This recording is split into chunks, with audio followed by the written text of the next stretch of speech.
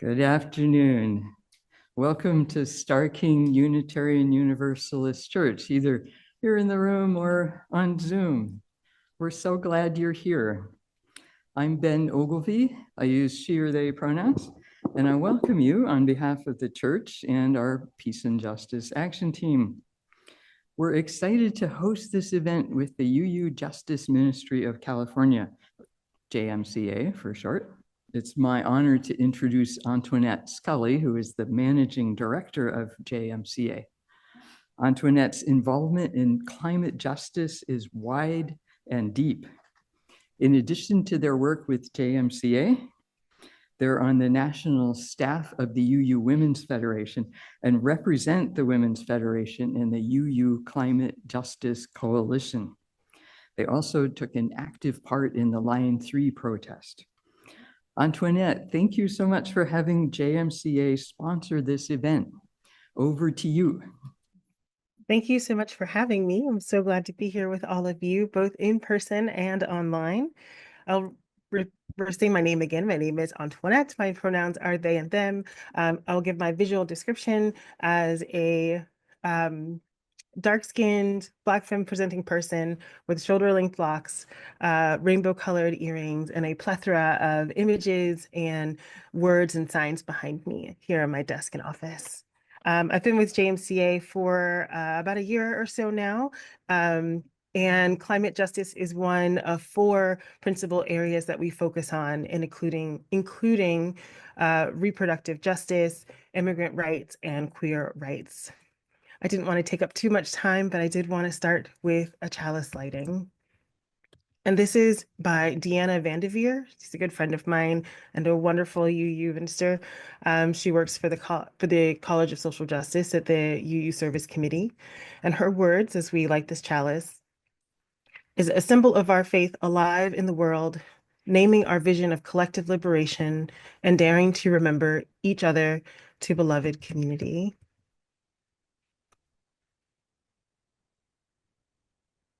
This way. So I definitely get it lit.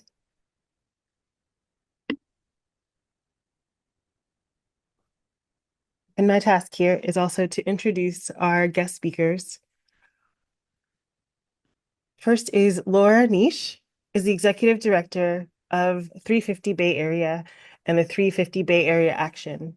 After a long career providing strategy and marketing consulting to large corporations and startups, Laura left the corporate world to pursue her passion, addressing justice. Because the changing climate amplifies justice everywhere, it is a natural fit to work with the 350 Bay Area family to work on getting real climate solutions passed. Laura is a long volunteered with community organizations, and in her spare time, she spends time outdoors, frequently with her adult daughter.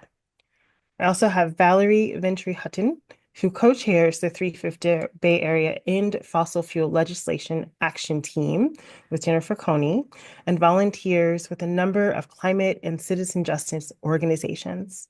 Prior to her retirement, she worked in the employee and labor relations at UC Berkeley. Thank you so much for being with us today. It's certainly our pleasure to be here. We love our organizations and the work that we do there. And we're hoping that maybe some of you will join us in that and following what we do and taking action. So next slide. Here's a brief overview of what we're going to go over today. The bad news, and then, what a bright future would look like, what you can do and what we can all do together, and then a little bit more about our organization.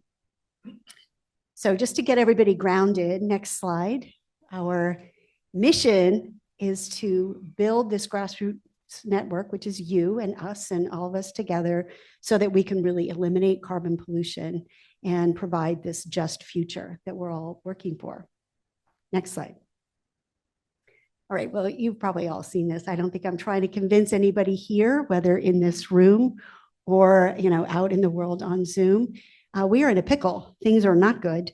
Our climate is definitely warming, and we have known this for a very long time. And this leads to, next slide, a whole lot of climate disruption. So we see ever more amplified patterns of extreme droughts and extreme floods, rougher hurricanes, stronger weather events, of course, the fires. I am from Santa Rosa and actually became the executive director in 2017, could not attend the in-person meeting in October that was, where the steering committee was going to formally hire me because I was going to be evacuated from my home. So lost a lot of our friends lost homes. And one of our climate fellows that was in the community put a big sign in the back of her Prius that said climate refugee as she drove across the country. She couldn't afford to rebuild her life in Santa Rosa. So yeah, there's a lot going on. It creates a lot of disruption. Next slide. Oh, how we all want one magic solution. It really is going to take all of the things that we need to do. And the good news is we know what those things are. Absolutely. We have that in hand. And we've gotten to the point where we have the technology and it's affordable. And we could have gotten started a long time ago.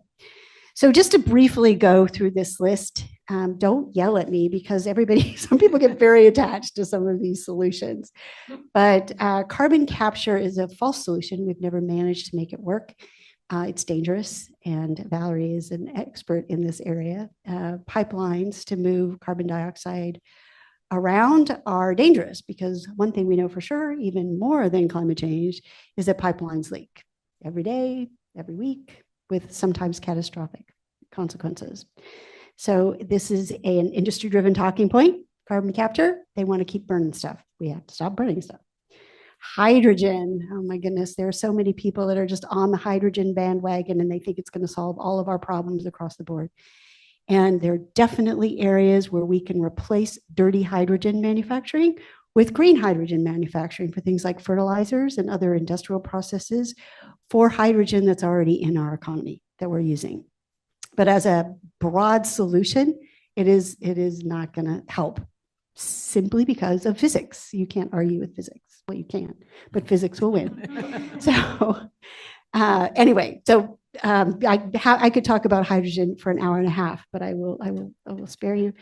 Nuclear energy. This is another one where people get very emotionally attached one way or the other.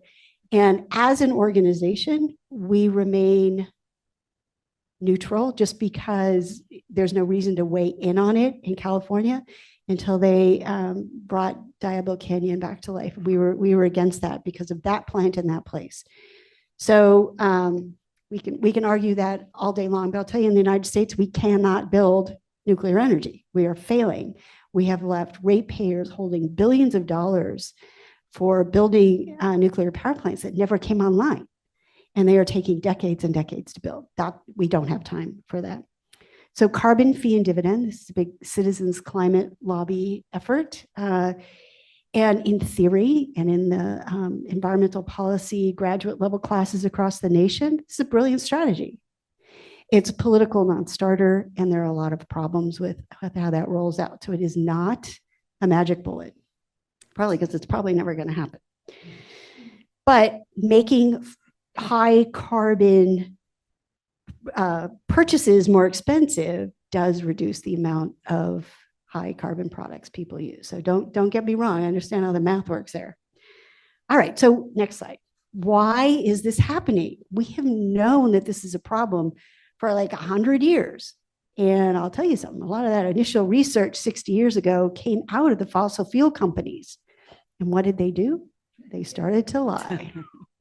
They took a page from Big Tobacco and they started to all these misinformation campaigns. So we are up against big money that wants to monetize assets from the ground. And they're like, we are sitting on trillions of dollars and we don't want you to take it out of our grubby little paws. So it's a big deal. But I will say there's a broader story here, which I know you're all aware of, which is that there has been a concentration of money and power that is unexcusable, leading to a whole lot of inequality and injustice in this world. So that's the broader issue. And I could pontificate again about that for many, many, many days. over to Valerie. Okay, so now, and I'm standing here just because it's easier maybe to hold on to something. How many of you, so here's the thing, next slide, please, Patrick. There is a better future. There really is something to look forward to. How many of you are familiar with the concept of active hope? Joanna Macy? Okay. I was going to say exactly. Me too. But it's an absolutely brilliant concept that hope isn't something you just sit there and dream on. It's something you act on. And her concepts, and she did this with Chris Johnstone as well. Her concept has 3 steps to it. 1, you have to acknowledge the mess you're in. You have to look at reality. And the fact that all of you are sitting here means you're acknowledging this. You're not going to sit here and waste your time. But the second part is after you've acknowledged that, and you acknowledge there's a significant problem that, as Laura says, there is no silver bullet for, the next thing you do is you take time to envision a better future. And that's part of the deal. You have to think of where you want to go before you can get there. And then lastly, you have to recognize that you have agency. You have the ability to make a change. So Patrick, could you please change the slide? We're starting with envisioning.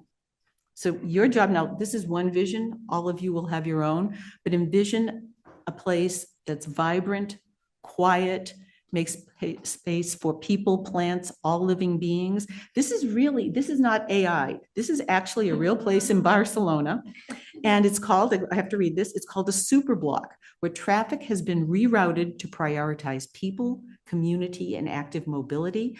These superblocks have been found to decrease, of course, noise pollution, air pollution, and people are saying they report a higher quality of life. Makes a lot of sense. Next slide, please. Next thing is, so you're envisioning changes in where you live and how you live. We also have to envision a different way of distributing our energy. And Laura alluded to this.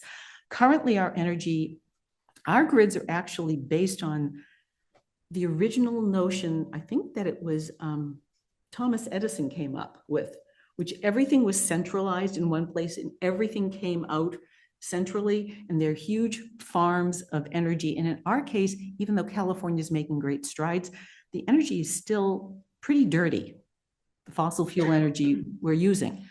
Now, instead of that old-fashioned model, look at this, distributed affordable energy, community-based. It's a distributed energy model. They're more resilient because you have energy sources in different places, and it's clean energy, it's renewable energy. And these, whenever you distribute things, you have more resilience in the system. If you have something go down one place, back up in another. The other thing about this type of a distributed energy model is it provides for local jobs and local community input. Next slide, please.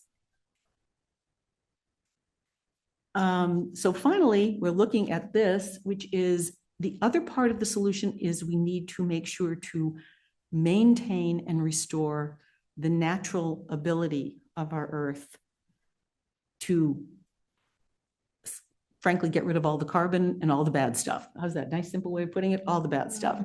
And that means restoring our forests, our deserts, our savannas, maintaining what we have, helping build some of our urban forests and greenery.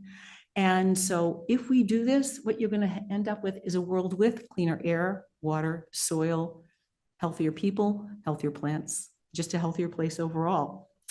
So next slide, please. So now comes time to, you have agency. You can take action. And individual action is important. Sometimes, have any of you seen how do you reduce your carbon footprint? You've probably taken some of those tests. And then you read somebody saying, oh, reducing your carbon footprint isn't important. It is. We have to take individual action. There's different modes of action. So how many of you compost? I noticed you do. The church does. Okay. You're trying to move to more plant-based meals.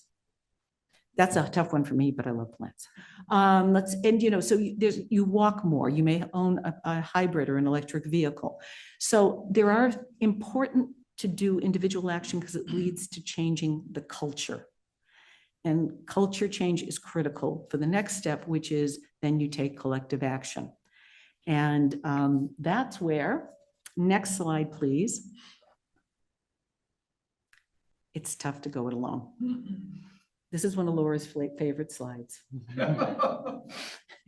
And it's very, very important. It is tough to go it alone. So next slide, please. Group work works. It's super important. It helps not only, as you know, collective mentalities aren't just one way of thinking. You bring in a diversity of opinion, a diversity of views, diversity of action, and then you'll get something much better than if you did it by yourself. I don't need to tell you, you're here. But we also are a little biased. We think that if you're already in a collective organization in this wonderful church, but in addition, we hope you'll consider working with us as to give you other inputs into the type of action 350 Bay Area and 350 Bay Area action take. Next. I do want to draw attention to the quote. Oh, yes, sorry. Our lovely Floyd. For me, working with this team is a great anxiety relief. So we support each other. We're making things happen one way or another in this group. And these are our protesters. So we use them a lot. And we also have, just so you know, we have the fat cat oligarch character and the climate canary. So, stay tuned for that. They show up on our social media. Next slide. So that's what we're all about, is like getting people together. Just so you know, we have a tiny little staff, me and a couple of other people. And then we support over 60 volunteer leaders like Valerie, who works as hard as I do for no money. Anyway, so this is a kind of the overview of what we're trying to do. We covered this a little bit. We're going to stop, swap, and protect. So no more dirty energy. And we're going to quickly ramp up our clean energy production and move all of our economy onto that. And then while we're doing that, we have to support people and communities. This is about a just transition and keeping justice at the center. And that has a very specific meaning in this work as we get into the policy details, because some of these policies may reduce overall emissions, but they push what emissions there are onto particular neighborhoods. And we are always fighting against that. And that's one thing I'm very proud of our organization for doing that. So yeah, we want a livable climate and we want clean air, water, and soil. But mostly we really want to get to this vision of a vibrant community where people are out and about doing stuff, walking around, meeting each other, have an opportunity to bump into each other and form relationships in a neighborhood. So to get into some of we do a lot. We have 60 volunteer leaders. They do local work in the cities and the counties. We do a lot in state legislation. And then we're in all of the alphabet of agencies that you probably have never heard of, some of them. But I just wanted to give you a taste of some of the things that we're particularly excited about. Next slide. So we are helping clean up the indoor air in frontline communities' homes. These are people that are impacted either by high ambient levels of air pollution because they live near a freeway or an industrial site or a port, but also after the Martinez refinery fire, that just pumped a whole lot of very bad stuff into, anytime you burn anything, you are being exposed to all sorts of dangerous chemicals, but even just the soot, the fine particulate matter is very, very, very bad for your health. So on a smoky day, wear your mask. Anyway, so we're getting these air purifiers into people's hands very efficiently. It costs a lot of money, but our youth-led mobilizing team has been working hard and has developed a relationship with Glasgow. And when the refinery fire happened, this is actually a funny story, Zoe, our lead organizer, called Glasgow and said, hey, can you donate some more air purifiers? And they said, oh, this was a terrible disaster. How about 1,000? And she's like, oh my gosh, that would be great. And she said, where do you want to put them? And she's like, what? She had no idea. So much scrambling ensued. And then we were able to get those 1,000 air purifiers into people's hands in short order. And there's a whole backlog of people who are still interested in that. So we love that program. That's not what they do, but the mobilizing team really does empower and organize a whole bunch of young people and bring them into the movement and give them kind of authority and autonomy and stuff like that. So they're helping us get the word out about these things. So next slide. So we really have to have affordable, clean electricity to make this transition. And what is in the way of that? Does anybody call it out if you can think about who's in the way of affordable electricity? Yeah. Yeah, so we have a new campaign that's just completely focused on PG&E and the rate making process and how the CPUC is kind of captured by the big for-profit utilities. And we're doing this in a big coalition, and we are organized and getting our act together and building this campaign. So long running. It took us 11 years. I mean, we weren't the only people to get the drilling setbacks legislation passed. So we know that this is a long-term effort, but we absolutely need to change the business model for the for-profit utilities. It is broken. It is getting in the way of progress. It is slowing it down. And it is all because they want more money and more power. And it's ridiculous. So this is what we're trying to fight. Okay, next slide. I already really talked about this. We really love our mobilizing team and empowering our young people, and we have the right people on board. And I will, 350 Bay Area and 350 Bay Area Action, we tend to be older and whiter. It's mostly retired people working for hours and hours and hours, really, capable, smart, energetic people. But when you bring more young people in, you get more diversity just as a matter of demographics. So we're very excited about that, but also because we feel a certain debt as older people to how profoundly we have screwed up the futures of our young people. So next slide. So one of the things that's core part of our work is we build relationships with elected officials, and then we push them on different policy solutions. And Valerie is on the team that is really central to that. So I'm going to turn it back to her. For the action. What? No, oh, up to you. Go ahead. This is where you would. Oh, okay. Oh, goodness. All right. Forgive me. Okay, so first of all, one of the things we try and do is bring young people, and anyone, should you be willing to join us, we would very much love you to meet with your legislator. We would organize that, set it up, and this is an example of high school students meeting with Senator McGuire. Now, at the time this slide was done, he wasn't president pro tem of the Senate, but now he is. And so then now they have an in with the gentleman who helps coordinate and run the California Senate. Huge. Next slide, please. Oops. Next slide. Thank you. Okay, this is going to be a test after this, and you have to memorize everything on this page.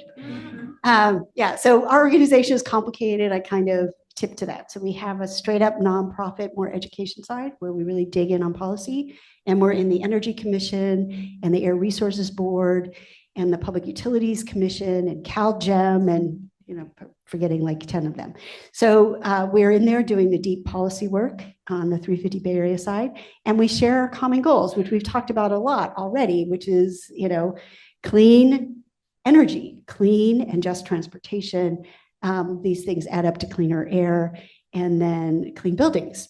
And overall, we're really trying to end the fossil fuel era. This is really important to what we do.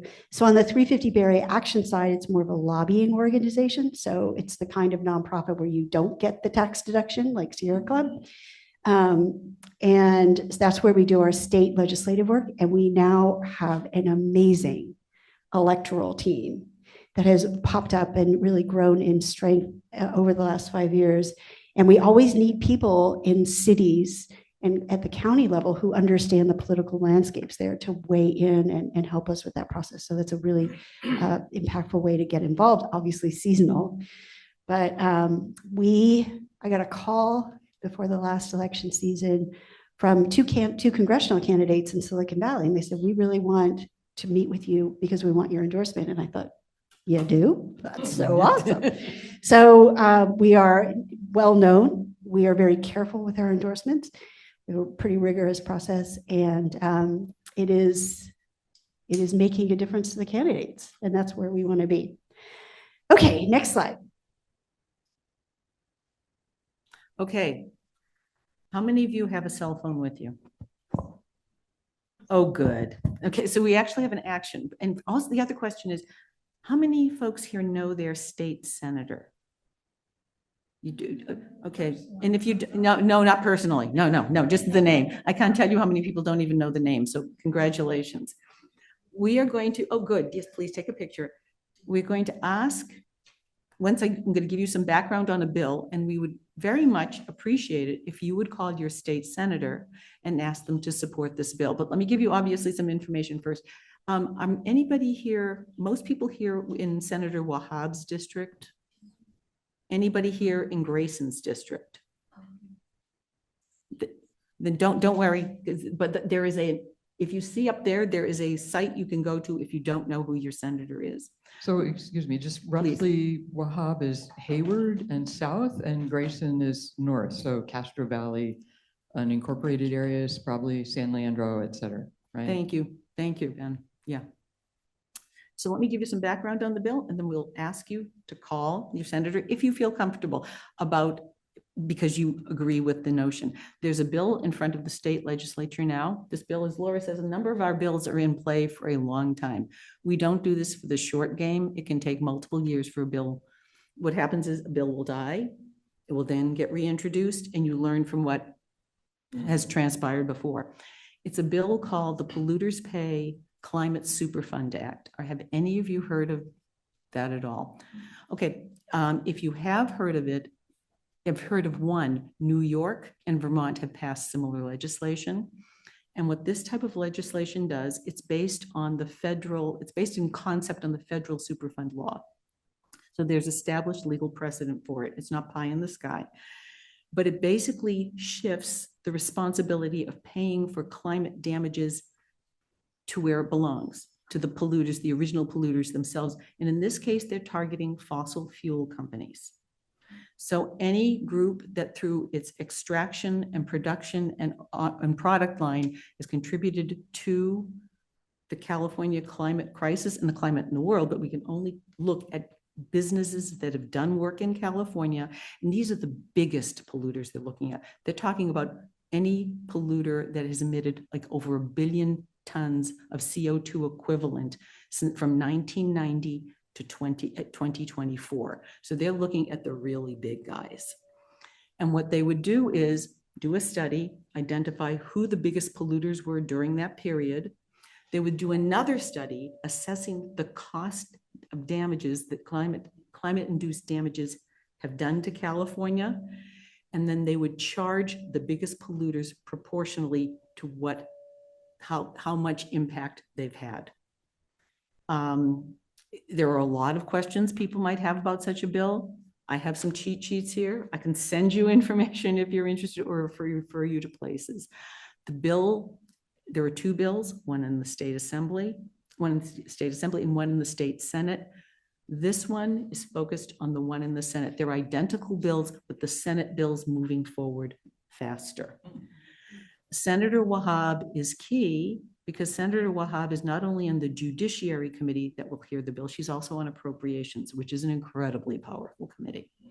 So if folks are inclined, we would really, really, really appreciate it if you would take a moment, give your senator a call. And by the way, all you have to say is, my name is so-and-so, I am in your district, and I'm asking you to support SB 684. Some people, sometimes you get announcements where they give you this long line. If you're calling someone on the phone, one sentence, super simple, super direct. So we would be grateful if you do that. And that's it. Do we want to take just a minute to make these calls? Do you want to try? Later, I get that. Okay. I get that. Yeah. What is the bill number? 684. SB 6. I'm sorry, it's in orange. You can't see it. Okay, next demo. Okay, SB 684. let's come back to it at the end. Thank you, Ben. And we can do it then. All right. So, do you want to see if there's any chats? Okay. So there's a number of other things on this list. You can join us, and we make that really easy. At the back of the room, we have a little sheet that has all the QR codes to bring you directly to the places on our websites where you can sign up to get our updates. It's kind of a good first step. I highly recommend our monthly mobilizing team meetings where we get together on Zoom because we're all around the Bay Area. And the young people lead the meetings and they explain some issues and then they give you specific actions you can take right then. Include, it's calls like these where everybody kind of just takes a second and makes the call.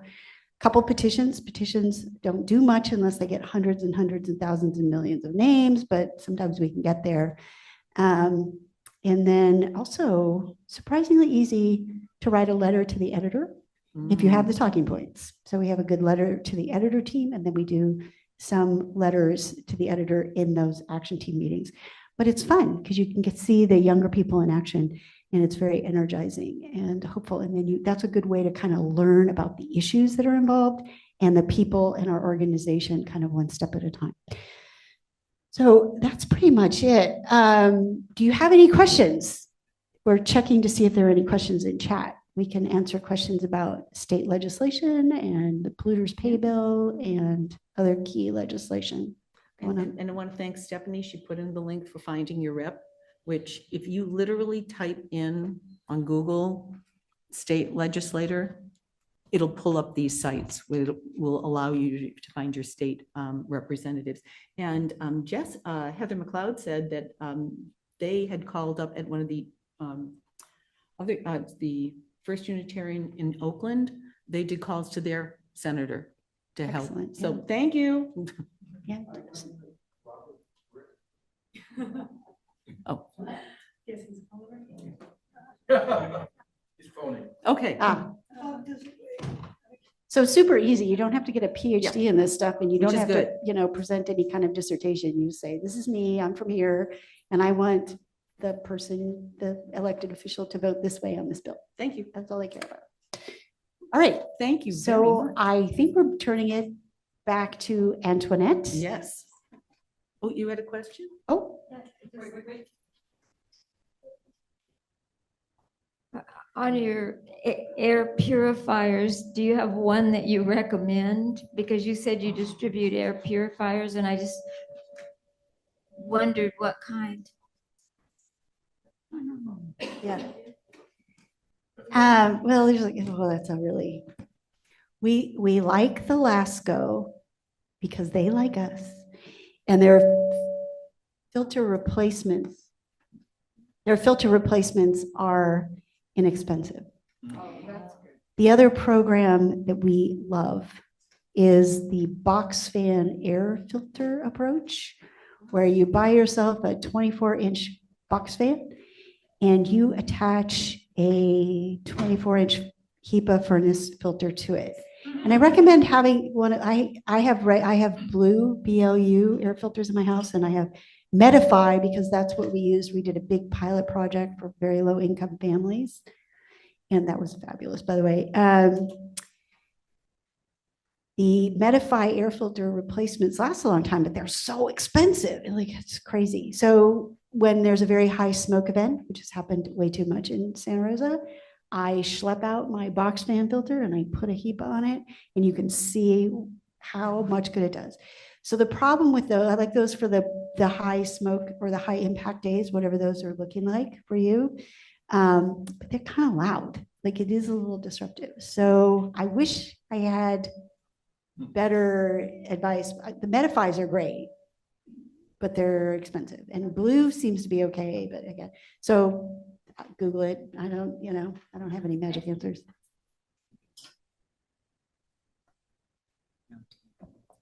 Okay, are we any more questions? I wonder if you may have covered this. I think I heard you generally talking about it, but is there a goal to try and replace the for-profit power companies like PG&E with public, as the city of Palo Alto and some other places have? Funny you should ask. Yeah, there's a bill. Isn't it Wahab? I think it is Wahab's bill. I think It it's is Wahab's bill. So there's a bill out that we've been involved with for now years that is going to explore that option, but also put in some constraints to the for-profit utilities starting now. So yeah, sign up for our events because we are going to, that's one of our big bills this year. Again, we lose until we win. We are relentless. And that's what it takes to get these big sweeping things passed. But yeah, there's another bill. Oh gosh, you've gotten me started. Yeah. There's Oh, another dear. bill that has to do with exploring the options for performance-based compensation for the utilities, which they did in Hawaii. And it's not super easy, but they're doing what they're being paid to do, which is build big stuff with big bulldozers and a lot of like environmental damage. Okay, yeah, it drives me nuts. And so we're going to have to do some of that. There is no doubt. But if we can fix the incentive model, then the for-profit aspect won't be biting us in the nether regions, right? So we just need a better alignment, or to get rid of the profit motive. So yeah, and then San Francisco is looking at municipalizing their power generation, and we have a briefing meeting scheduled for that. We just scheduled it for May something. So sign up to get our updates, and then you'll be able to keep track of that. Yeah, use the QR code. It has been.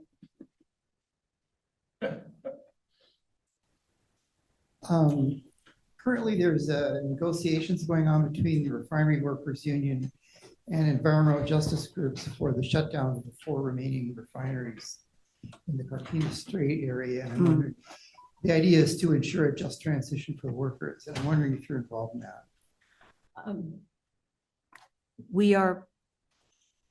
We are part of a coalition supporting it. There are other people who are more directly involved who have the expertise, but some of the groups we're aligned with are definitely involved. For example, I'm part of what's called the Refinery Transition Working Group.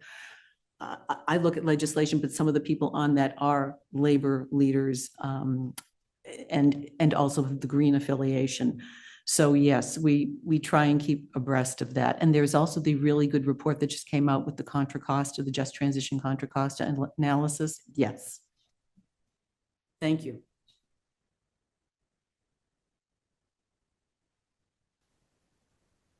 Hi.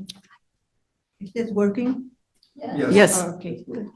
I am interested in receiving the notifications for the new bills and all that. I'm not savvy politically speaking, so I like your way of saying, you just have to say your name, you just have to say this, and you. Okay, yeah, all right. So how do we do? What do I do? There's a biased answer and a general answer. My biased answer is there's a place where if you literally sign up to get some of our action alerts, we'll tell you what to do. But there are many other, this is the non-biased answer. There are a number of other good organizations out there that can also send you information. One of the advantages to our organization is we endorse bills, but we don't necessarily sponsor any one bill. So we go through all the bills we can and try and come up with bills that meet now our criteria.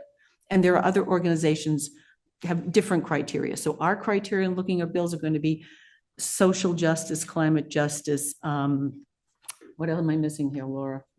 Impact. Trying to be as practical as we can be. We won't look at every bill, but there are other organizations. Let's say you were interested in clean water. I could talk to you and we could find you an organization that would send you information that just focuses on that. But if you sign up to get our newsletters, we will say, please help us endorse this bill. And you will also get links to see which bills we like and which bills we don't like. Would that be helpful? Yeah. Okay. I'm happy to be biased. That's you're right. We're really good at this. Okay, very good. And also, are you familiar, or what do you think about the NRDC? Oh, Natural Resources Defense Right. Council? Well, great, sometimes terribly, terribly, disastrously wrong. So It depends on the bill. It sounds terrible. It really depends on the issue. They're very, very good, as Laura said, in many, many regards. There are a couple of issues our organization happens to disagree with them on. Well, our organization and a lot of other organizations. It's true. Yeah. And the problem is that they are big wampum organization and they're mostly great. So they provide political cover They for really very do. bad decisions. So yeah, mixed bag. It's a mix, they're a mixed bag. And they probably say the same thing about us. Yeah, they do. Great question, thank you.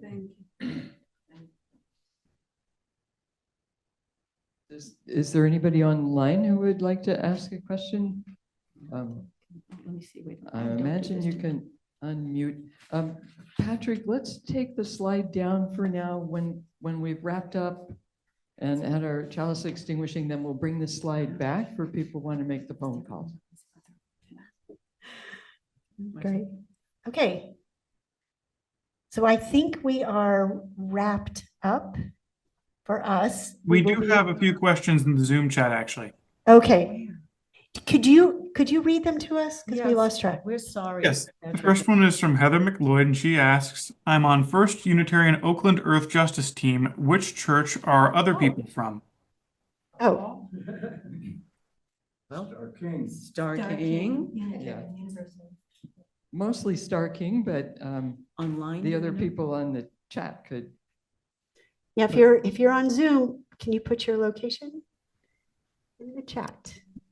How much do air purifiers cost? We'll move on to that as people are entering data. Yeah, how much do air purifiers cost? So if you do my box fan idea, you just connect it it doesn't matter how really, although you can make it more efficient. If you wait for a sale at CVS, you can get a box fan for like $12. No kidding. At least you used to be able to. Redwood City. And then the air filters, if you get a good one, it's probably $20. So you wait for a sale on another version. They are on sale all the time. You know why? Because they want you to buy their filters. So yeah, you can get the air purifiers for probably somewhere between 20 and 30. I like the Medify because it has a whole range of things.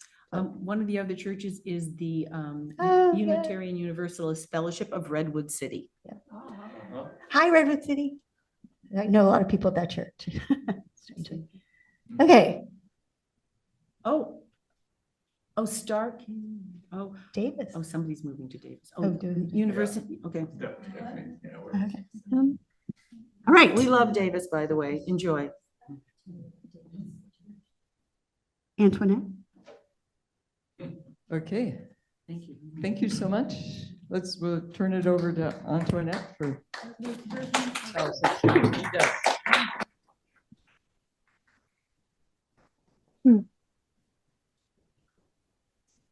Yeah, thank you. I always love the ways in which we bring people together to remind ourselves that we don't have to do this alone. I have a short chalice extinguishing by Rebecca Edmondson Lang. Mindful of our highest aspirations, bound by common faith and purpose, and yet beginning with ourselves as we are, let us take one more step together in our unending quest for dignity, justice, and love. Amen.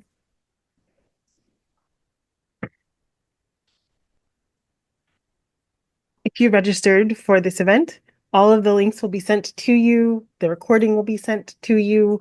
So don't panic if you don't have everything written out. We'll definitely make sure that you get everything that you need from this experience. Thank you. That's great. And because I'm registered, I will get all of those. So I will share it. I think we'll put it on the Friday email so that everybody will get it. So let's express our appreciation again to Antoinette, to Laura, to Valerie, and all of you for showing up today. So thanks. Patrick, would you put the last slide up and let's all make that phone call?